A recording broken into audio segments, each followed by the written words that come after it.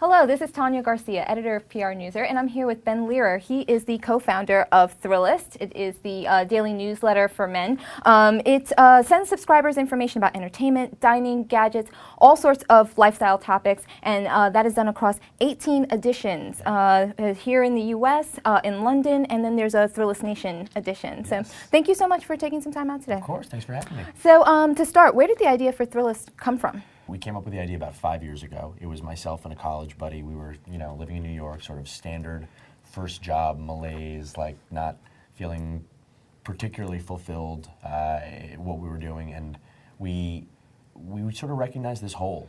On the local level, we were reading a bunch of city guides that just didn't speak our language. So, the Zagat's and the city searches and sort of everything that we grew up with, we felt that they were, my mom and I were supposed to read the same city guide, and we were doing a lot of searching and not a lot of finding, and we wanted a filter, and we wanted a voice that we trusted. So as you mentioned, it's been about 5 years. You just celebrated your 5th year anniversary, and how has the Thrillist site changed over those years? I mean, it's changed a ton. So when we launched, it was really a website that was, the website was a glorified landing page. I mean, I guess, and that's almost sort of still the case, unfortunately, but it won't be soon.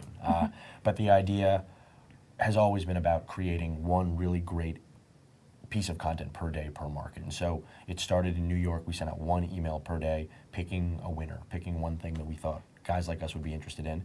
And as time has gone on, we've sort of gotten better and better at breaking really interesting stories and determining what our guys like and sort of studying the data to understand what our audience really wants. And that's always been sort of the focus, which is this one piece of content. Over time, the changes have been figuring out different methods of distribution. And so we've built, obviously, a big email list, but we've really gotten pretty deep into social media, and we've started creating video. We have mobile apps. We have an iPhone app, and just now we're sort of releasing our Android app. And we've just found a bunch of different ways to sort of get our content out there. How do you guys decide which cities to go into? It's a wide range that you've got there. Well, I mean, right now we're in, I think, the 17 biggest cities in the U.S. from a population perspective, and soon we'll be in the top 20. I'm not sure how much further we'll go than that in the U.S., but we're in London. That's working. I think that the big cities in Canada are interesting. Clearly, there's a really big opportunity beyond that, but a lot of those cities are not don't use English as their first language, and a big part of our success is the tone. And so I'm worried that if we went and tried to translate the tone, it would be tough. I think we'll probably do it at some point, but I'm sort of delaying that as much as possible. What are some of the big topics that are of interest to men? I mean, I gave kind of like a broad overview, lifestyle topics, but I mean, what are the big, hot things right now?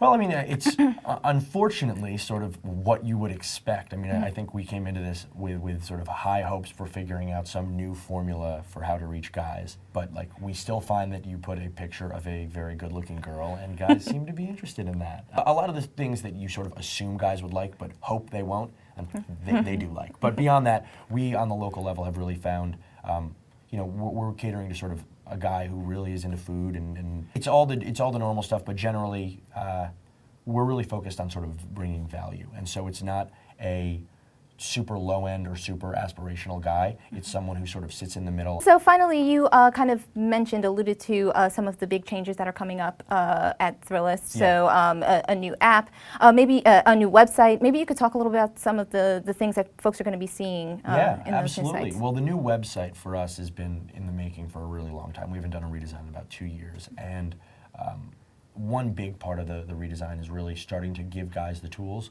to manipulate our content. So what we're doing now is creating some tools so that people can take our content and start to create lists of it, manipulate those lists, add notes, add their own personal sort of thoughts on the things that we're writing about, and then share those in a bunch of different ways. Excellent. Well, thank you so much. Today, again, we've been with Ben Lerer. He is the co-founder of Thrillist. I'm Tanya Garcia, the editor of PR Newser, and tune in tomorrow for some more with Ben, who's going to talk a little bit more about Thrillist. Great.